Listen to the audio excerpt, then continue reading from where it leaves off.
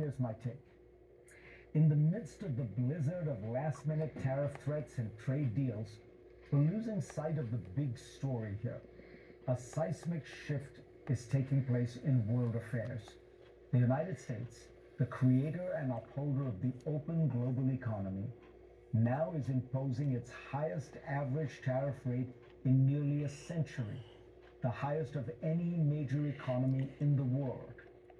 The Trump administration is reversing 80 years of American economic and foreign policy, which consistently pushed countries to remove restrictions and taxes on trade.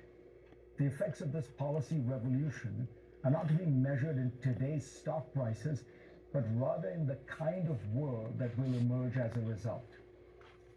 In announcing the deals, the White House has repeatedly boasted that Donald Trump has now opened up foreign markets to American goods, as if forcing open closed economies. Here are the facts. Before Trump's second term, the average tariff on American goods in the European Union was 1.35%, according to the European think tank Bruegel. The average American tariff on European Union goods was 1.47%. Even Japan, often seen as highly protectionist, had an average tariff on American goods that was around 3%, compared to an average American tariff on Japanese goods that was around 1.5%. In other words, we were living in a free trade world where tariffs were so small as to be largely irrelevant. And yes, other countries impose non-tariff barriers on American goods, but so do we. Markets might breathe a sigh of relief that the barriers are not nearly as high as Trump had proposed on Liberation Day, or they may react to the reality of permanent high tariffs. In any event, the American economy is largely domestic. In 2024, exports were worth less than 11% of U.S. GDP. In addition, the U.S. economy is now largely made up of services, with more than 80% of American non-farm jobs in the service sector: software, entertainment, tourism, finance, consulting, etc. In this, the fastest growing sector of the economy, the U.S. had a nearly $300 billion trade surplus in 2024. And it escapes virtually any tariffs because for Donald Trump, services don't really count. MAGA leaders have crowed that Trump has won the trade wars against the European Union, Japan, and South Korea.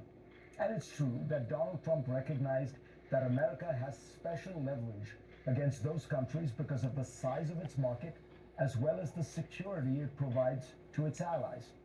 So he used that geopolitical reality at a time of rising geopolitical threats to squeeze America's closest friends to force them to make concessions.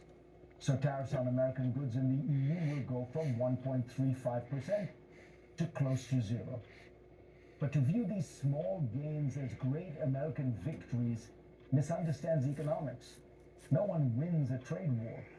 The United States is now burdening its own consumers with a highly regressive tax that is likely to hit the poor hardest. How is it a victory for the U.S.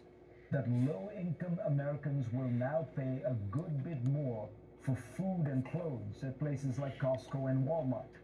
The broadest effect of these tariffs will be to change the basic structure of the world economy. For 80 years, countries have been moving away from arbitrary government involvement and interference in global markets. Throughout history, governments have manipulated trade, producing massive distortions, creating domestic champions that were politically powerful more than economically efficient. The U.S. pushed against those tendencies, demonstrating by its success that it had chosen the best path. American technology companies have come to dominate the world, learning from investing what were once market leaders like Sony from Japan and Philips from the Netherlands in the 1980s and 90s because it was a fiercely competitive global market. The world we're entering is different. Companies will now have to spend time and brainpower gaming the politics of the system. They will ship goods first to low-tariff countries and then to the U.S. They will under-invoice goods, which are tariffed, and over-invoice various processing fees, which are not. They will increase their lobbying efforts.